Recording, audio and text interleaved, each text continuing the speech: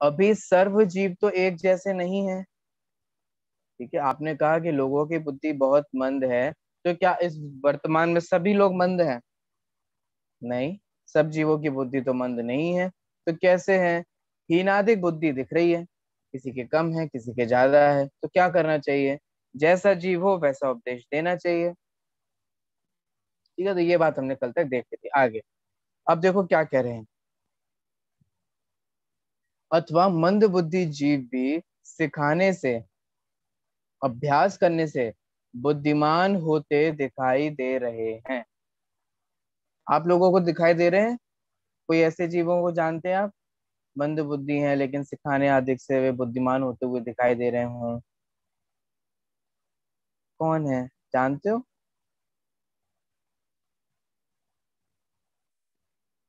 सब लोग इधर उधर ढूंढ रहे हैं। अरे कोई और नहीं, हम और आप भी तो वही हैं। हमें और आपको धर्म के बारे में क्या पता था बताओ? थोड़ा बहुत पाठशाला जाते थे, थोड़ा बहुत अन्य अन्य ग्रंथों का पढ़ लिया होगा, अगर आपका धार्मिक फैमिली बैकग्राउंड होगा तो। अगर वो भी नहीं हुआ तो आपने वो भी नहीं पढ़ा होगा।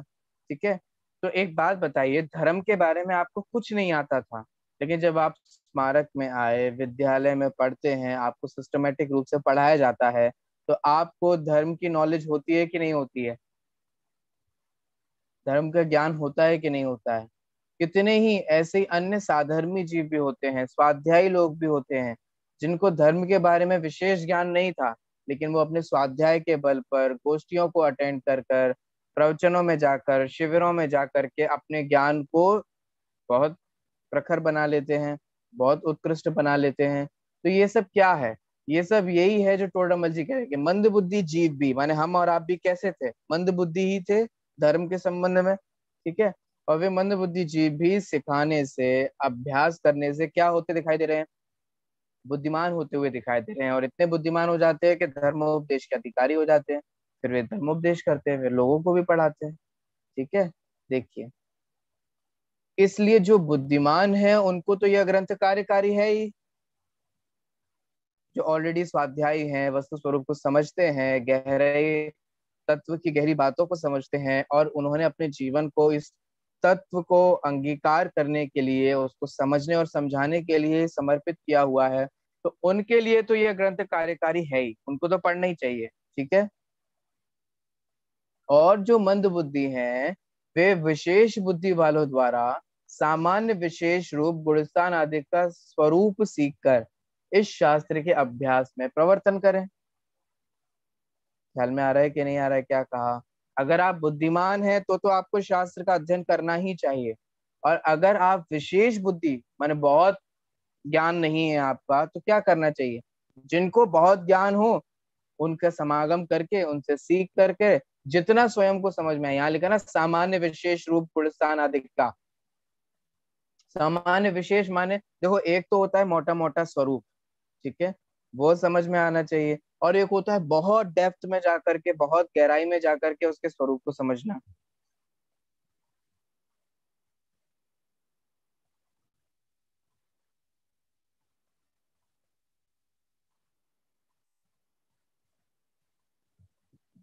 क्लास में 23 लोग हैं और सिर्फ 5 लोगों का वीडियो खुला हुआ है, बाकी सब लोग क्या कर रहे हैं?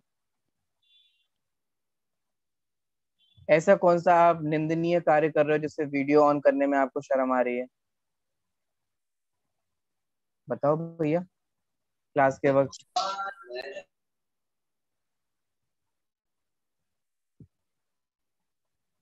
चलिए,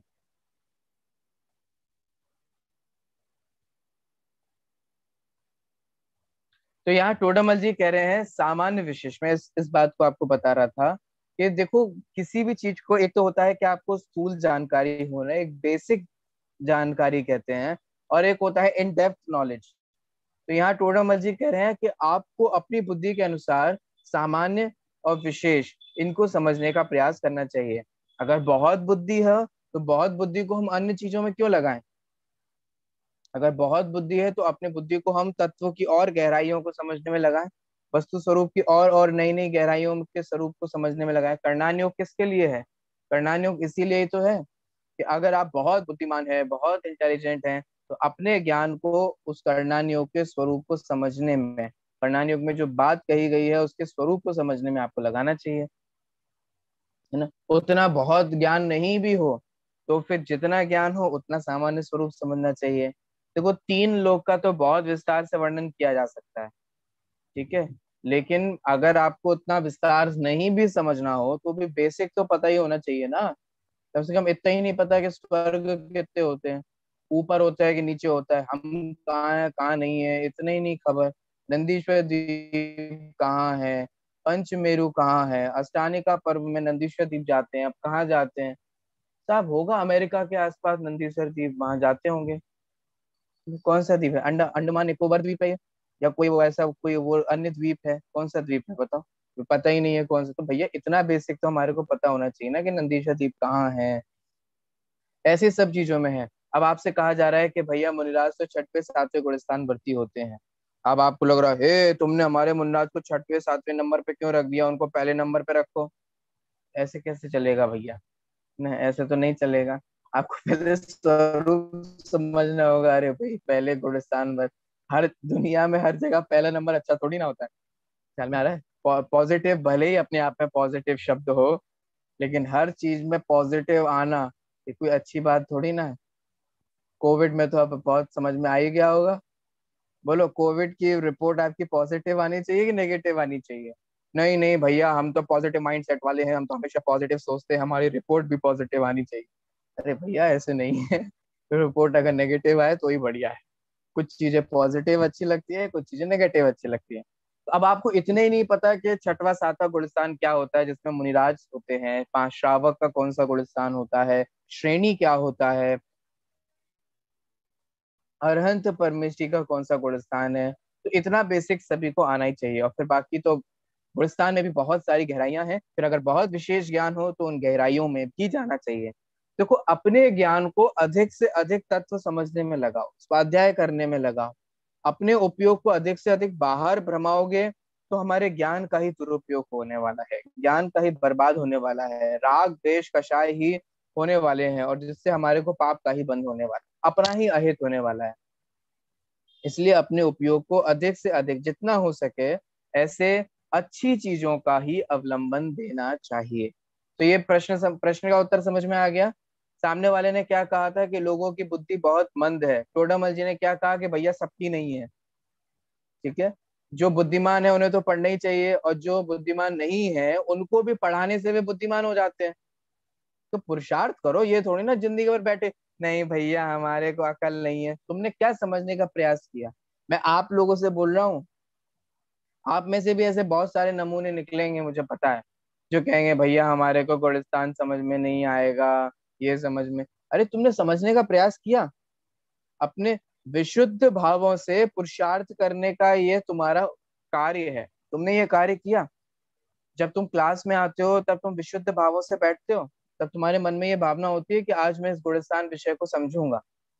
जब हम जिनवाणी को खोलते हैं तो क्या हमारे भावों में विशुद्धता होती है, और क्या हम जिनवाणी को सुन सुन करके उसको समझने का प्रयास करते हैं, पुरुषार्थ करते हैं। बोलो, अगर हम अपनी तरफ से पुरुषार्थ नहीं कर रहे तो फिर हमारे को समझ में नहीं आता, हम ये बहाने क्यों बनाते हैं। वास्तव में तो हम सही रीति से पुरुषार्थ नहीं करते हैं। ख्याल में आ रहा है, इसलिए अपने पुरुषार्थ की ओर लक्ष्य देखना चाहिए। देखिए आगे बढ़ते हैं। 12वें नंबर का प्रश्न, यहाँ मंद बुद्धि वाला कहता है कि यह गौमटसार शास्त्र तो, एक मिनट रुकिए।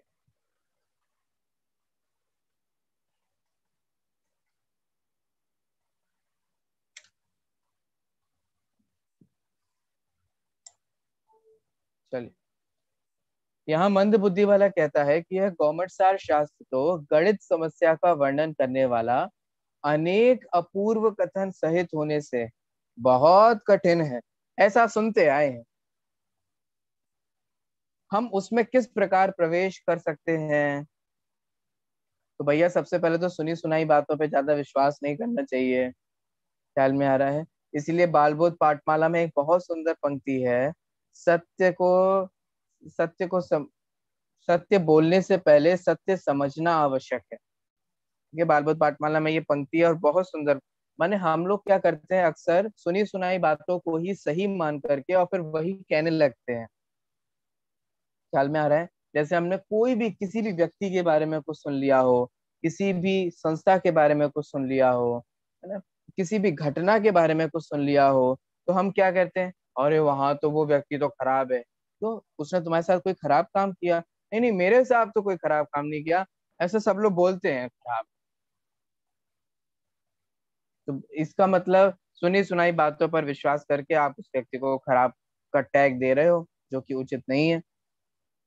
अरे आपने सुन रखा है कि गवर्नमेंट सार बहुत कठिन है, आपने पढ़ा? या आप पढ़ करके बोल रहे हो कि बिना पढ़े बोल रहे हो? बताओ। अगर बिना पढ़े ही आप ये कह रहे हो कि गवर्नमेंट सार शास्त्र बहुत कठिन है, तो फिर तो आपकी बात की कोई वैल्यू ही नहीं है। बिना जाने, बिना पहचाने, बिना पढ़े ही किसी को भी सरल, किसी को भी कठिन, किसी को भी अच्छा, किसी को भी बुरा बोल देना, ये कोई अच्छी बात थोड़ी ना है। ख्याल में आ रहा है? इसीलिए सत्य बोलने से पहले सत्य समझना जरूरी है। हम लोग सुना और बोल दिया, सुना और बोल दिया, इतने कान के कच्चे हैं और इतने बड़ बोले हैं, जो सुन लेते हैं सो बोल देते हैं। किसी से कुछ सुन लिया और पूरी पंचायत कर दी, पूरे गांव में फैला दिया। अरे वो सही है कि नहीं है क्या नहीं है, इसके भी तह में जाना चाहिए कि नहीं जाना चाहिए? ये मैं क्यों बोल रहा हूँ? क्योंकि यहाँ हमारा प्रश्नकर्ता भी इसी बीमारी से ग्रसित है। कौन सी बीमारी? कान के कच्चे होने वाली बीमारी। उसने क्या सुन रखा है? कान का कच्चा क्यों है? कान का कच्चा मतलब जो सुन लिया वही मान लिया। क्या सुन लिया? वो कह रहा है कि भैया हमने तो ये ऐसा सुना है कि गवर्नमेंट सार ग्रंथ तो बहुत कठिन है, हमें डर लग रहा है। एक्चुअल में वो डर रहा है पढ़ने से, क्योंकि बहुत कठिन है ना। और ऐसे आप लोगों ने भी सुन रखा होगा ना गुणस्थान विषय के बारे में। गुणस्थान विषय बहुत कठिन है। फिर आपके जो गांव के या आपके जो सीनियर होंगे, जो पिछले साल पढ़े, वे कहेंगे अरे भैया हमने तो पढ़ने की कोशिश की, समझने की कोशिश की, हमारे तो पल्ले ही नहीं पड़ा, है ना।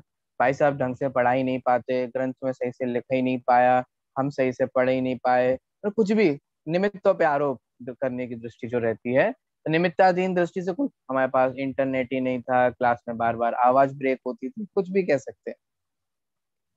लेकिन यहाँ क्या कह रहे हैं भैया, दूसरों को समझ में आया नहीं आया, क्या इससे ये डिसाइड होगा कि तुम्हें समझ में आएगा कि नहीं आएगा?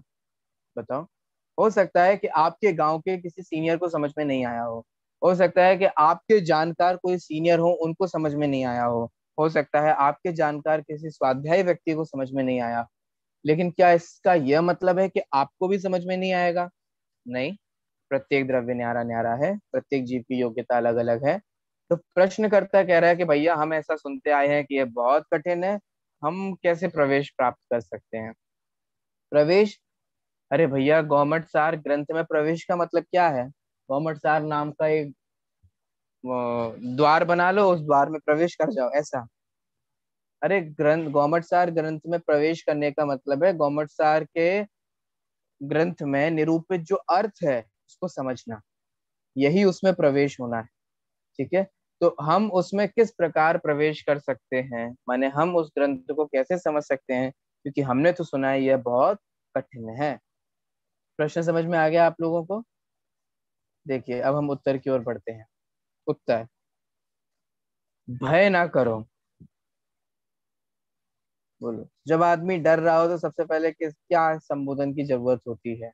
अपन भी सबसे पहले क्या कहते हैं, अरे भैया डरो मत, डरो मत, सब सही हो जाएगा, कोई बात नहीं, डरो मत। यहाँ टोडामल जी भी सबसे पहले यही कह रहे हैं कि भय ना करो। तो डर क्यों रहे हो कि समझ में नहीं आएगा? ऐसे क्यों डर रहे हो कि हमारे सर से ऊपर से निकल जाएगा? तुम संगी पंचेंद्रिय हो, अगर नहीं पता हो तो बता रहा हूँ।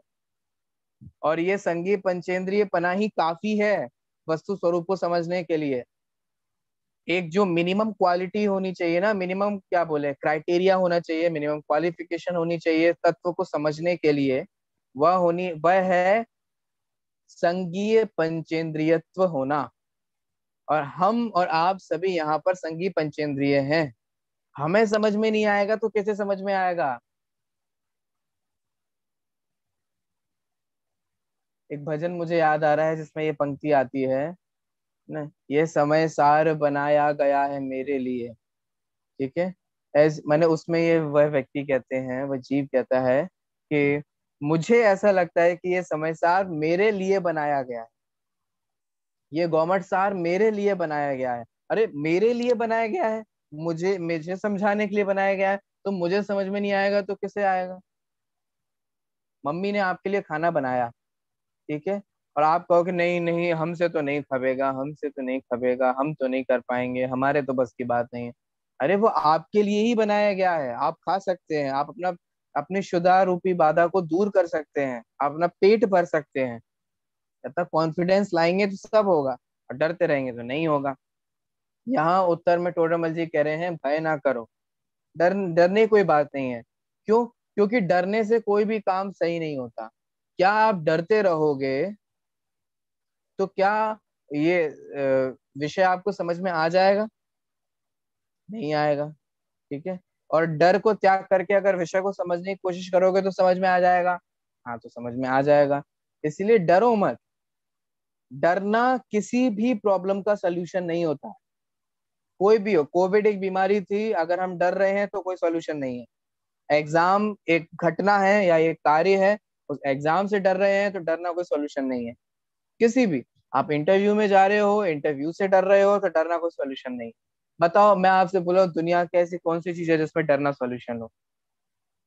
आप मंच पे जा रहे हैं, गोष्ठी में आपको बोलना हो, और आप कहें कि नहीं नहीं भैया मुझे तो डर लग रहा है, तो क्या डरने से आप अच्छा बोलने लग जाएंगे? नहीं, डरना कोई सॉल्यूशन नहीं है, इतना भी नहीं डरना चाहिए। देखो उत्तर, भय ना करो।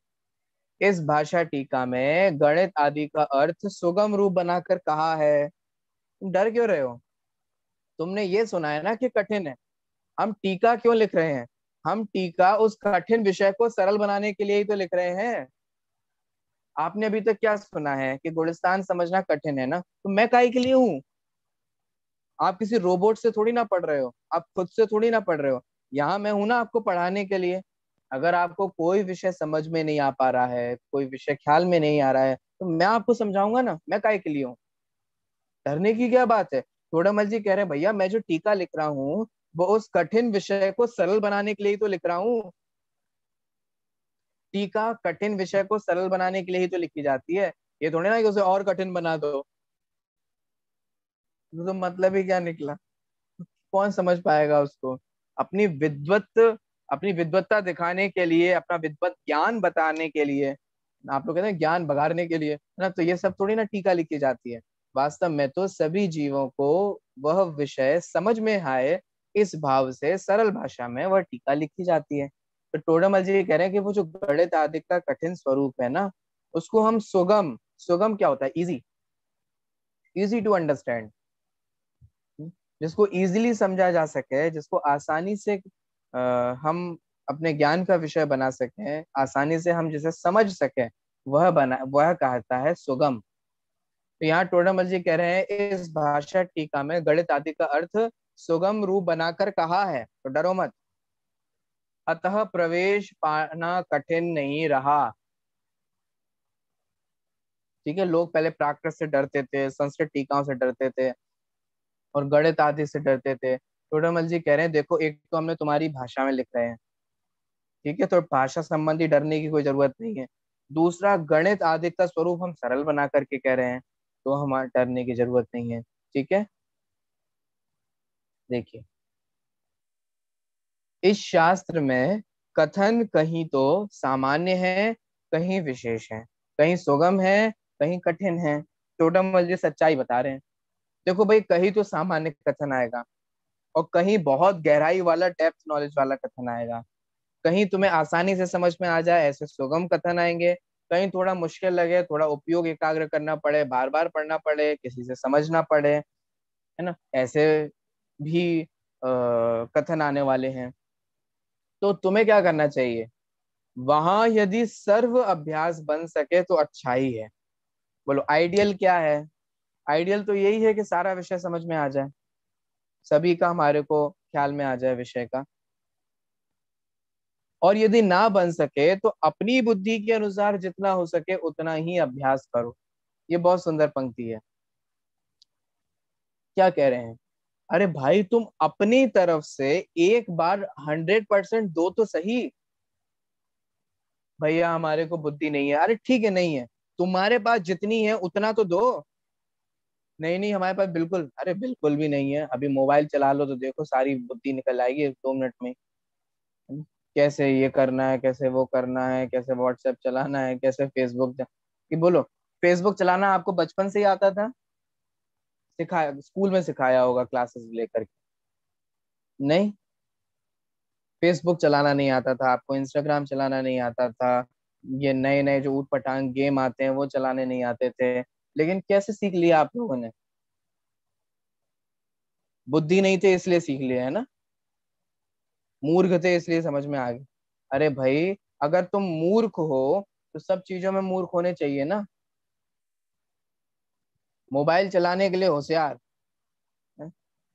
अभी मूवी डाउनलोड करनी हो इधर उधर से तो उन सब के लिए बहुत होशियार हो हैं? सब खोज मारोगे कि इस साइट पे चले जाओ, उस साइट पे चले जाओ, यहाँ से निकाल लो, वहां से निकाल लो। और हम आपसे कहें कि सुनो, गुलिस्तान ग्रंथ की पीडीएफ निकाल लो, भैया कहाँ मिलती है, हमें तो मिलती नहीं, हम नहीं निकाल पाते, हमसे नहीं हो पाता। अच्छा, एक ग्रंथ को खोजने के लिए तुमसे हो नहीं पाता और एक मूवी को खोजने के लिए तुम बहुत दिमाग लगा लेते हो। सचमुच देखा जाए तो तुम्हारा हृदय कलुषित है, सचमुच देखा जाए तो तुम्हारे पुरुषार्थ की कमी है, बुद्धि की कमी नहीं है। मैं आपसे भी सबसे कह रहा हूँ, जितनों को समझ में नहीं आता है ना गुलिस्तान, उनकी बुद्धि की कमी नहीं है, वे समझने ही नहीं चाहते। मैं इतने सालों से पढ़ा रहा हूँ ना, मुझे लगभग 3-4 साल हो गए गुलिस्तान पढ़ाते हुए। मैं एक्चुअल ये फील करता हूँ, जिन्हें गुलिस्तान समझ में नहीं आता ना, वो एक्चुअल में समझना ही नहीं चाहते। आपकी क्लास में भी ये जो नमूने हैं ना, जो वीडियो ऑफ करके बैठे हैं, कुछ परिचय ही नहीं है, कुछ एक्टिव ही नहीं है, पता नहीं समझ में आ रहा है कि नहीं आ रहा है, क्या हो रहा है क्या नहीं हो रहा है, ये क्या है? ये इन्हें नहीं आने वाला। मैं लिख के दे सकता हूँ। क्यों नहीं भाई साहब, आप ऐसे क्यों बोल रहे हो? आप तो अध्यापक हो, आपको तो मोटिवेट करना चाहिए। अरे जब तक आप समझने की चेष्टा नहीं करोगे तब तक 3 लोग के नाथ भी समझाएंगे तो भी क्या क्या होने वाला है? अरे मैं कह रहा हूं, अगर आपको साक्षात नेमी चंद्र आचार्य भी समझाएं तो भी आपको समझ में नहीं आएगा, अगर आप नहीं समझना चाहो। अगर आप पुरुषार्थ नहीं करोगे तो सामने वाला कितना भी मेहनत करे आपको समझ में नहीं आने वाला। अपनी पुरुषार्थ को जागृत करने का उपाय करो। ये मत सोचो कि टीचर आके ऐसे मंत्र फूक देगा और आपको सब विषय समझ में आ जाएगा। आपको समझना पड़ेगा। टीचर को तो आता ही है तभी वो पढ़ा रहा है, अगर आपको समझना है तो आपको विशुद्ध परिणाम पूर्वक उसको समझने की चेष्टा करनी होगी। और जो विषय समझ में नहीं आएगा उसको पूछने की चेष्टा करनी होगी, क्योंकि आपका गुरु अभी वर्तमान में मन परे ज्ञानी नहीं है, अवधि ज्ञानी नहीं है, जो वो समझ सके, जो ये जान सके कि आपको समझ में आया है कि नहीं आया। आपको ही बोलना होगा। लेकिन हम वो सब प्रक्रिया को फॉलो नहीं करते। हम उस प्रक्रिया को फॉलो नहीं करते तो हमारे को समझ में नहीं आता। टोडामल जी क्या कह रहे हैं? टोडामल जी ये कह रहे हैं कि तुम्हारे पास इतनी बुद्धि नहीं है ना, ठीक है, इतनी तो है ना, तो इतनी बुद्धि है, कम बुद्धि है तो कम बुद्धि को पूरा लगाओ। आप देखो, इस विश्व में जो भी बड़ा काम कर रहे हैं वो अपना 100% दे रहे हैं। सबका 100% अलग अलग होता है। ख्याल में आ रहा है कि नहीं आ रहा है? अगर मैं मेरी लाइफ में 100% दे रहा हूँ और आप अपनी लाइफ में 100% दे रहे हैं, तो जरूरी नहीं है हम दोनों का 100% मैच करें। मेरी पोटेंशियल अलग है, आपका पोटेंशियल अलग है, आपकी शक्ति अलग है, मेरी शक्ति अलग है ना? सबकी शक्ति, आप में जितने भी विद्यार्थी हैं उन सबके ज्ञान की शक्ति, समझने की शक्ति, मेहनत करने की शक्ति सबकी अलग अलग है। अगर हमें आगे बढ़ना है, निखार लाना है अपने व्यक्तित्व में, तो पता है क्या करना चाहिए? उससे कंपैरिजन नहीं, इससे कंपैरिजन नहीं, वो क्या कर रहा है वो क्या नहीं कर रहा है ये नहीं, हमें अपना 100% देना होगा। कई लोगों को एक पेज 2-3 बार पढ़ने पर ही याद हो जाता है, कई लोगों को 2-2 3-3 दिन लगते हैं एक पेज को याद करने में। अब सबका अलग अलग है कि नहीं? अगर सोचो, जैसे दो एक 2-3 बार पढ़ने से ही एक पेज याद हो जाता है, अगर वो इतनी ही मेहनत सभी विषयों में करे तो बोलो कितना कमाल कर सकता है, कितने ग्रंथ याद कर सकता है। लेकिन नहीं, वो अपने 100% को दूसरे के 100% से मैच करता है। चलो मैं इनसे तो बढ़िया ही हूँ, ये तो देखो इतना इतना टाइम लगता है, मैं तो 1-2 घंटे में याद किया आराम से, फिर खेलने लग गया। नहीं भैया, आपको अगर कोई विषय समझ में नहीं आता है तो आपका यह दायित्व है कि आप उस विषय को समझने के लिए अपना सर्वस्व समर्पण करें, अपना 100% दें। बिना सर्वस्व समर्पण किए कुछ नहीं होने वाला। आज कोई भी जो बड़ा एक्टर बन रहा हो, क्रिकेटर बन रहा हो, फुटबॉलर बन रहा हो, स्पोर्ट्समैन बन रहा हो, आपको अंदाजा भी नहीं है कि ये लोग कितने घंटों मेहनत करते हैं, कितना संयम का पालन करते हैं, कितना डाइट का फॉलो करते हैं। जो बोल देता है बस उसी को ही खाते हैं, रूखा सूखा खाते हैं, क्यों? है ना, पत्तियां खा रहे हैं, वो नहीं खा सकते, क्योंकि अगर हम वो खाएंगे तो हमारे डाइट में, एक्सरसाइज करने में, इन सब चीजों में प्रॉब्लम होने वाली। एक बॉडी बिल्डर अपनी बॉडी बनाने के लिए कितने सेक्रीफाइसेस करता है।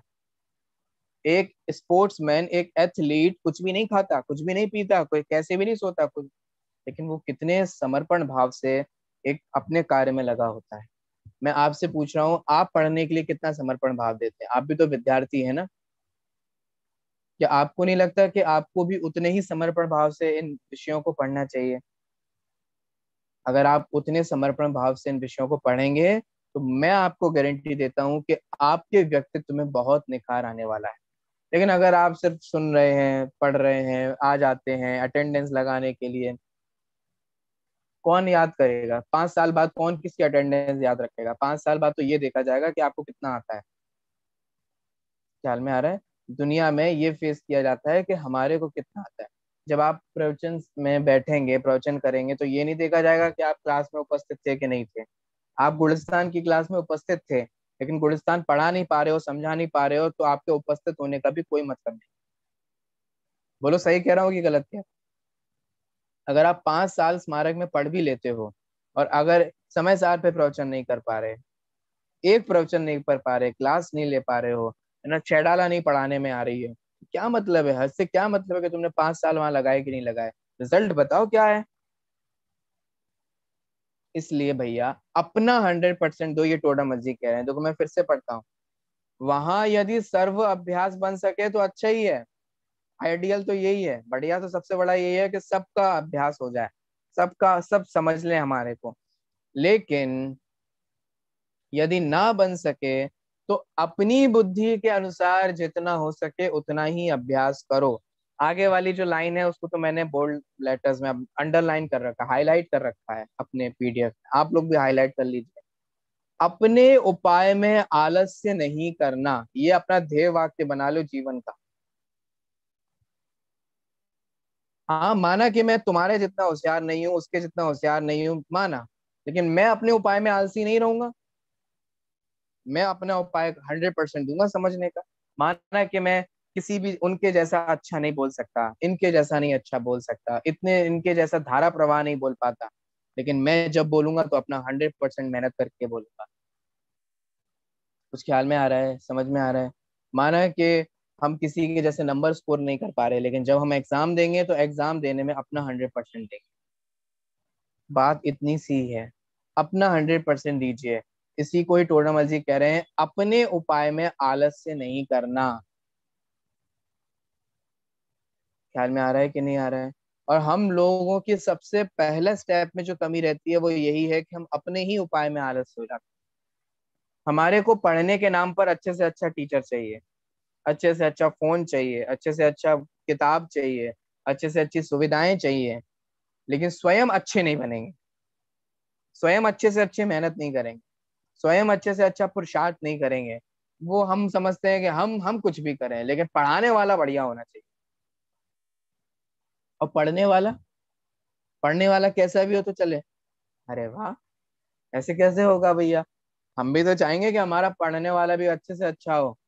आप चाहते हो कि नहीं चाहते हो कि आपका अध्यापक कोई भी सब्जेक्ट का अच्छे से अच्छा आपको पढ़ाए? मैं भी तो यही चाहता हूँ कि हमारे जो विद्यार्थी हों वे भी अच्छे से अच्छा पढ़ें। और अच्छे से अच्छा पढ़ने का मतलब क्या है? अपने उपाय में आलस्य नहीं करना। ख्याल में आ रहा है? हमारी सीढ़ी यहीं रुक जाती है जब हम अपने उपाय में आलसी हो जाते हैं।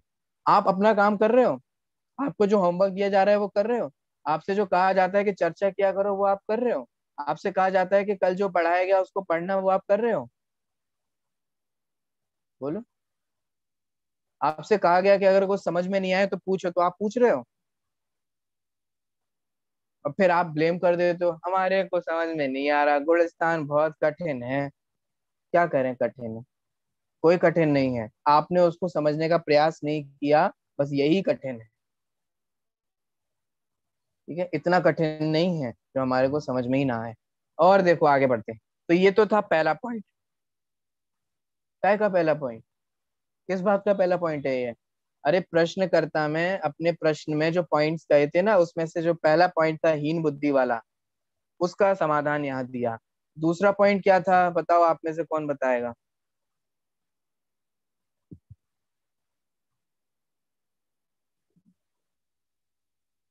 बताओ भव्य।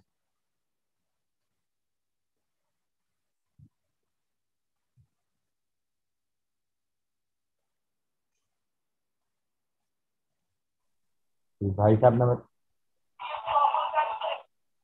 भाई साहब। भव- भव्य को अनम्यूट करिए।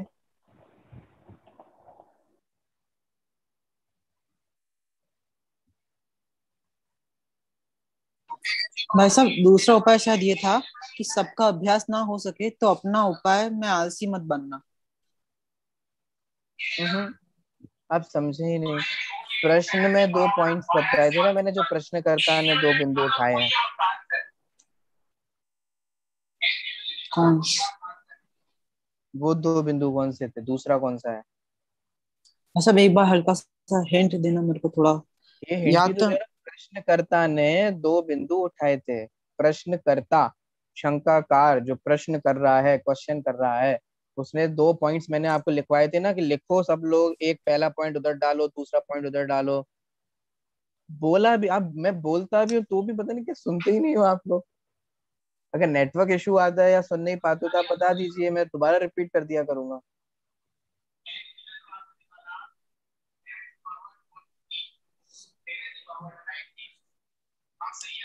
चंदुल बताओ दूसरा पॉइंट क्या था?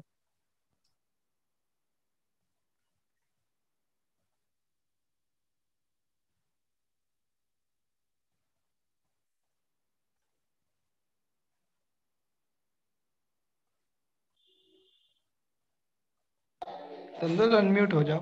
जी जी भाई साहब, ऐसा था कि जो पाप से डरकर धर्म अनुराग बुद्धि होती है, उसमें धर्म अनुराग करना, कुछ ऐसा अब था। संगति बैठाओ इसकी, क्या मतलब है, क्या कहना चाह रहा है प्रश्न करता है, इसको समझाओ जरा।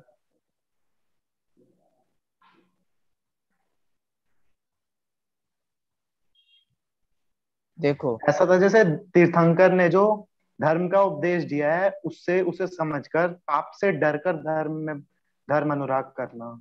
वो ये क्यों कह रहा है? देखो एक्चुअल में प्रश्नकर्ता कर्णान योग और प्रथमान योग का कंपैरिजन कर रहा है, तुलना कर रहा है। वो ये कह रहा है कि कर्णान योग को पढ़ करके क्या हो जाएगा भैया, तीन लोग होते हैं तो इससे पढ़ करके कोई धर्म में लगेगा? लेकिन एक कहानी सुना दो, उससे डर करके लोग धर्म में लग जाते हैं। पॉइंट समझ में आ रहा है कि नहीं आ रहा है? तो बेसिकली प्रश्नकर्ता कर्णान योग का और प्रथमान योग का कंपैरिजन कर रहा है। वो ये कह रहा है कि भैया, अगर प्रथमान योग को पढ़ाया जाएगा तो व्यक्ति पाप से डर करके धर्म में लग जाएगा, और हमें तो धर्म में ही तो लगाना है लोगों को। हमारा काम हो गया। और कर्णान योग में आप बता रहे हो ये गुणस्थान है, ये मार्गणा स्थान है, ये तीन लोक है, इतना नंदीश्वर द्वीप है, असंख्यात द्वीप है, यहाँ नरक है, शायद ऐसे तो कौन कौन धर्म में लगने वाला है? एक कहानी सुना करके व्यक्ति को धर्म में बहुत जल्दी लगाया जा सकता है। देखिए, उसका उत्तर अब कह रहे हैं। तूने कहा जीव प्रथमान योग संबंधी कथा अधिक सुनने से पाप से डरकर धर्मानुराग रूप होता है। ठीक है, प्रश्नकर्ता ने कहा था कि पाप से डरकर धर्मानुराग रूप हो जाता है। अब सुनो, वह दोनों कार्य, दोनों माने कौन कौन से? पहला सुनो, पाप से डरना इज द फर्स्ट कार्य, और धर्म में लगना इज द सेकंड वन, दूसरा। पाप से डरना और धर्म में लगना दो अलग अलग चीजें हो गई ना। तो ये है दो कार्य, पाप से डरना और धर्म में लगना। है ना भैया, सबको समझ में आया कि नहीं आया? ये बहुत कई चीजें मैं समझता हूँ, ये तो बहुत बेसिक है, लेकिन फिर भी जब मैं पूछता हूँ आप लोगों से तो नहीं लगता कि आपको तो समझ ही नहीं आया। दोनों कार्य समझ में आए कि वो शंका सुनाने लग जाओगे अगर मैं दो कार्य पूछूं तो? है ना? दो के नाम पर, हाँ भैया आपने पॉइंट बताए थे, तो हीन बुद्धि होना और दूसरा पाप से डर कर धर्म में लगना, ये दो नहीं है। पाप से डरना पहला है, धर्म में लगना ये दूसरा है। ठीक है। तो तुमने जो कहे ना कि दो काम होते हैं कहानी पढ़ाने से, कहानी को सुनाने से, व्यक्ति पाप से डर जाता है और धर्म में लग जाता है, ये मैंने आपको बताया ना कल। जैसे कोई हमें कहानी सुनाते, माने हमने किसी को हिंसा की कहानी सुनाई, हमने बताया कि वसु झूठ से थी नरक पहुंचा। सुनिए ये पंक्ति कहाँ की है? स्वर्ग में नारद गया, 10 लक्षण पूजन के उत्तम सत्य के अंतर्गत ये पंक्ति आती है। पद्म पुराण पढ़ो भैया, पद्म पुराण में ये कहानी आती है, इसलिए बोल रहा हूँ। पढ़ो पद्म पुराण, आपके कोर्स में है, फर्स्ट ईयर के कोर्स में है, कोई नहीं पढ़ाएगा। घर में जो टाइम मिल रहा है उसको पढ़ो, यूटिलाइज करो प्लीज। खुद से पद्म पुराण पढ़िएगा, राम कहानी से काम मत चलाइए। मेरी इस एडवाइस को मानिएगा, वरना बाद में पछताएंगे। ठीक है। पद्म पुराण अभी से पढ़ना शुरू कर दो, आपके पास जो टाइम मिल रहा है उसको यूटिलाइज करिएगा। पद्म पुराण में ये कहानी आती है कि राजा वसु झूठ बोलने से नरक में जाता है। अब बोलो, इससे इससे आपको क्या समझ में आता है? इससे आप डर गए झूठ बोलने से? अगर आप सच्ची अच्छे हृदय वाले हो, कठोर हृदय वाले हो, निर्लज्ज हो, ढीठ हो, तो नहीं डरोगे। सिंपल सी बात है। अगर भद्र परिणामी हो तो डरोगे, ऑब्वियस सी बात है। भद्र परिणामी ही अपना कल्याण कर सकता है, ढीठ व्यक्ति कभी अपना कल्याण नहीं कर सकता। ढीठ माने जिसका हृदय बहुत कठोर हो गया है। कठोर हृदय में जन्माणी की बातें कभी प्रवेश ही नहीं करती। सरल जीव जो होते हैं ना, भद्र जीव जो होते हैं, कोमल परिणाम वाले जो लोग होते हैं, उन्हीं के चित्त में जन्माणी प्रवेश करती है। जो बातें बनाते हैं, उनके सिर्फ बातें ही बना दोगे आप अपने जीवन में, आपकी पूरा जीवन बातें ही बनाने में बर्बाद हो जाएगा, धर्म नहीं होगा। तो देखो भाई, पाप से डरना और धर्म में लगना, हमने झूठ बोलने वाला राजा वसु का उदाहरण देखा। तो अगर आप भद्र परिणामी है तो आप ये विचार करेंगे, अरे भैया जब झूठ बोलने से वो राजा नरक में गया, और पूरी कहानी आप तो पद्म पुराण से पढ़िएगा, मैं आपको नहीं सुनाऊंगा, तो आपको क्या लगेगा? आपको यही लगेगा कि नहीं, हमारे को झूठ नहीं बोलना चाहिए। तो झूठ नहीं बोलना ही तो धर्म है, और झूठ बोलना ही पाप है। तो प्रथमान योग से क्या हो गया? पाप से डर गए, झूठ से डर गए, और झूठ नहीं बोलेंगे ऐसा धर्म में लग गए। दो काम हो गए कि नहीं हो गए? और ये तो पूर्व पक्ष है। अब इसका समाधान सुनो, उत्तर पक्ष सुनो, ये हमें ये समझाना है। अब टोडामल जी क्या कह रहे हैं? वहां दोनों कार्य, कौन कौन से दोनों कार्य? पाप से डरना और धर्मानुराग रूप होना शिथिलता लिए होते हैं, और यहाँ पुण्य पाप के कारण कार्यादिक विशेष जानने से वे दोनों कार्य दृढ़ता लिए होते हैं। क्या कह रहे हैं? बहुत बढ़िया बात कह रहे हैं। देखो, कहानियों की एक ड्रॉबैक बताता हूँ, कहानियों का एक लिमिटेशन बताता हूँ। कहानियों में क्या होता है कि कहानियों में एक पक्ष को दिखाया जाता है। जैसे मान लीजिए, आपने रक्षाबंधन की कहानी सुनी ना? रक्षाबंधन की कहानी बोलो किस अंग में प्रसिद्ध है? 8 अंगों में से।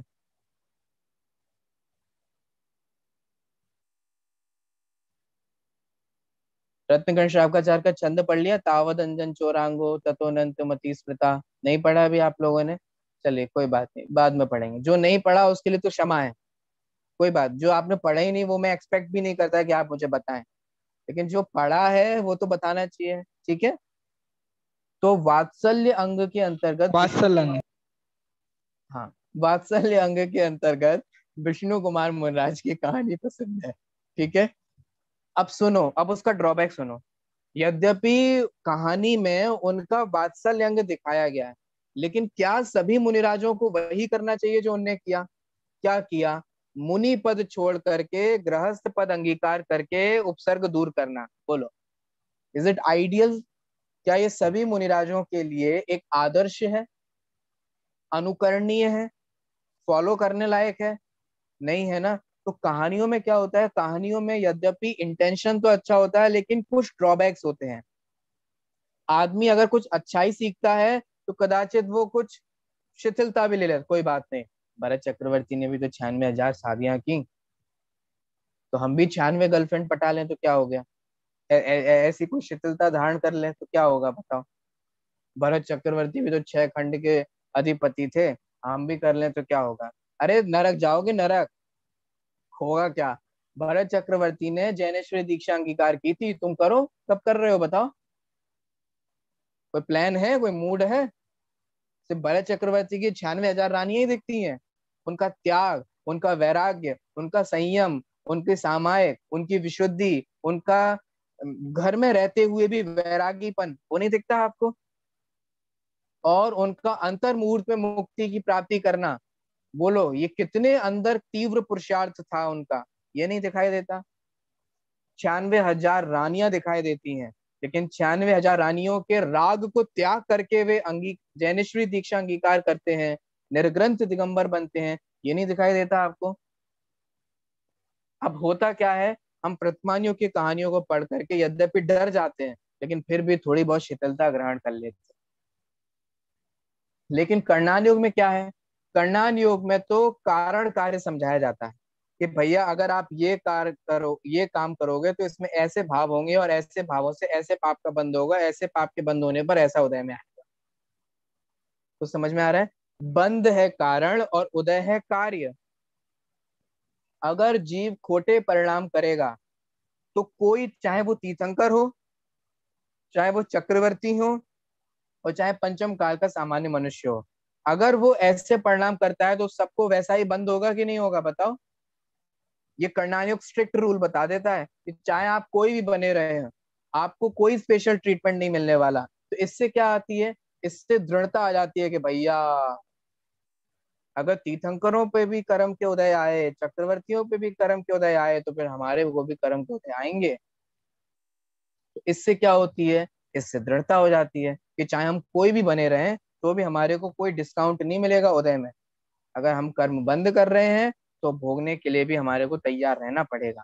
तो इस विषय को समझ करके, कारण कार्य को समझ करके कि पुण्य का कारण क्या है और वो कैसे उदय में आता है, पाप का कारण क्या है, वो कैसे उदय में आता है, कैसे फल देता है, इसको समझ करके वह दोनों कार्य, कौन से दोनों कार्य? पाप से डरना और धर्म में लगना, वो दृढ़ता लिए हो जाता है। क्योंकि हम ये समझ जाते हैं कि अगर हम झूठ बोलेंगे तो चाहे कोई भी बोले, पाप का बंध होगा, तो दृढ़ता आ जाती है। अतः इसका अभ्यास करना, किसका? कर्णान योग का। इस प्रकार प्रतिमान योग के पक्षपाती को इस शास्त्र के अभ्यास में सन्मुख किया। ठीक है, समझ में आया आप लोगों को पूरा विषय? चलिए अब आगे कल चरणान योग के पक्षपाती का स्वरूप आने वाला है, उसकी चर्चा अपन कल करेंगे। आप लोगों को कोई प्रश्न हो तो पूछ लीजिए। आज के विषय से संबंधित अथवा पूर्व के विषय से संबंधित कोई प्रश्न है आप लोगों को?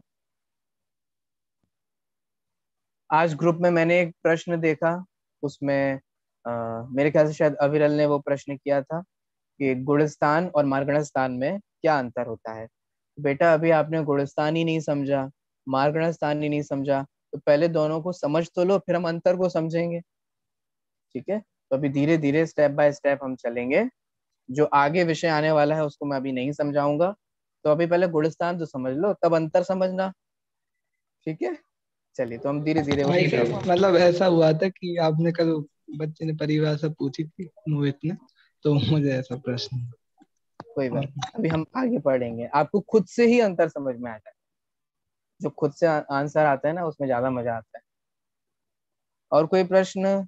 नहीं है कोई प्रश्न? चलिए मैं चलता हूँ। बोले महावीर भगवान की